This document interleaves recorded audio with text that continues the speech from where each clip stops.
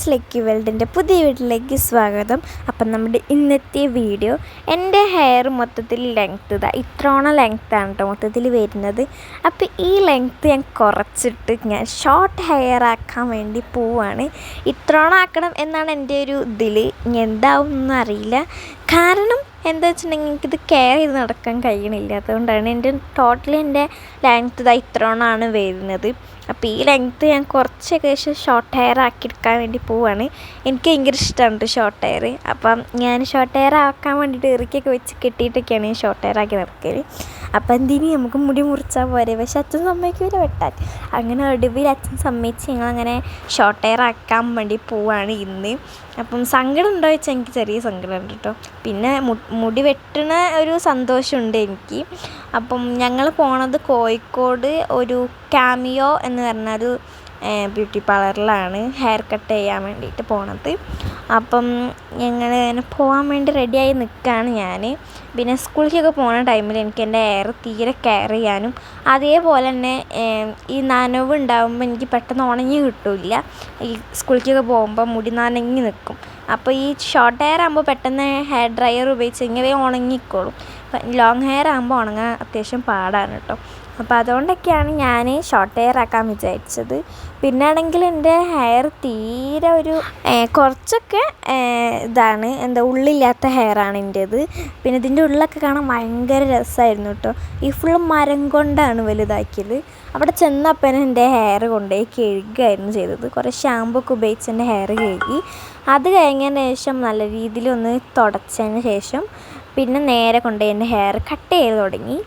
അപ്പം സംഭവം ഇതിങ്ങനെ ലെയർ കട്ടാണ് ഞാൻ ഉദ്ദേശിച്ചിട്ടുണ്ടായിരുന്നത്. അപ്പം അതേപോലെ തന്നെ ഒരു ലെയർ കട്ടാണ് ചെയ്തത്. രണ്ടാളൊക്കെ കൂടി വെച്ചിട്ടാണ് കട്ട് ചെയ്തത്. ഈ മുടി മൊത്തത്തിൽ എൻ്റെ മുടി ഡ്രൈ ഹെയറാണ്. അതുകൊണ്ട് തന്നെ ഈ കെട്ട് പോക്കി എടുക്കാൻ വേണ്ടി കുറേ പ്രയാസം പെട്ടിട്ടുണ്ടായിരുന്നു.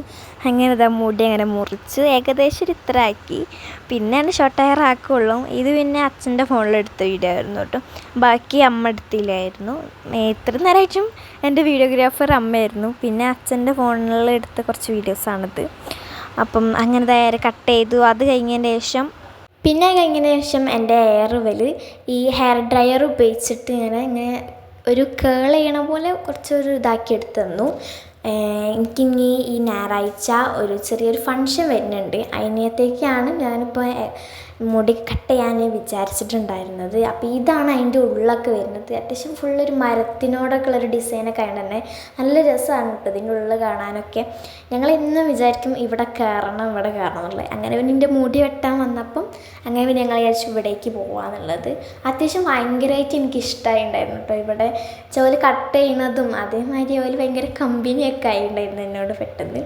അങ്ങനെ ഇങ്ങനെയാണ് ഹെയർ കിട്ടിയത്. ഇവർ രണ്ടാളാണ് കേട്ടോ എനിക്ക് ഹെയർ കട്ട് ചെയ്ത് തന്നിട്ടുണ്ടായിരുന്നത്. അപ്പം ഇങ്ങനെ അവസാനം വീട്ടിലൊക്കെ എത്തിയതിന് ശേഷമുള്ള ലുക്ക് ഇങ്ങനെയാണ്. വണ്ടിമേലൊക്കെ പോകുന്നതുകൊണ്ട് തന്നെ ചെറിയൊരു ഇതൊക്കെ ഉണ്ട്.